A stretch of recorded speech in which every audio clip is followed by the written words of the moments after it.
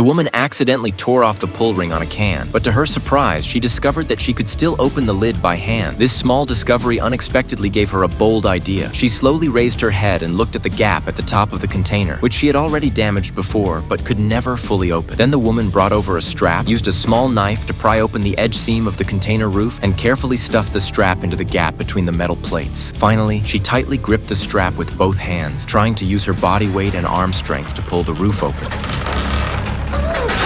In this way, the metal plate was miraculously moved. At that moment, the woman's eyes became extremely determined, because this was her only hope of escape. In the end, she completely lifted the metal plate, and at that moment, she felt the warm and comforting sunlight and couldn't help but reveal a long-lost smile. Soon after, the woman carried her child and climbed out of the container she had been trapped in for over 10 days full of hope. But when she saw what was in front of her, she was instantly shocked because she was drifting in the middle of an endless ocean. Not only was there no land in sight, but there were also no ships passing by. In order to survive, she had to pull herself together. At least she and her child had escaped. Then she directly threw the diaper the child had just used onto the sea surface, and unexpectedly, the baby's waist instantly attracted a large number of sea creatures. This scene genuinely made the woman overjoyed. Soon, she found a long piece of metal to use as a spear, but no matter how hard she tried, she couldn't catch a single fish, and in the end, she exhausted herself and collapsed. Just when she was out of options, she suddenly spotted a plane flying in the sky. Realizing this was a rare chance for rescue, she quickly crawled back into the container, grabbed an iron rod and smashed the television, then picked up a shard, intending to use it as a reflective mirror. She then hurriedly crawled outside, but accidentally cut her thigh on a sharp metal edge at the exit. Ignoring the piercing pain, she resolutely held up the shard, hoping to attract the plane's attention through reflection. But the distance was too far, and the plane could not see the light signal she was reflecting. In disappointment, she suddenly noticed blood gushing from her thigh. Helpless, she returned to the container to bandage the wound.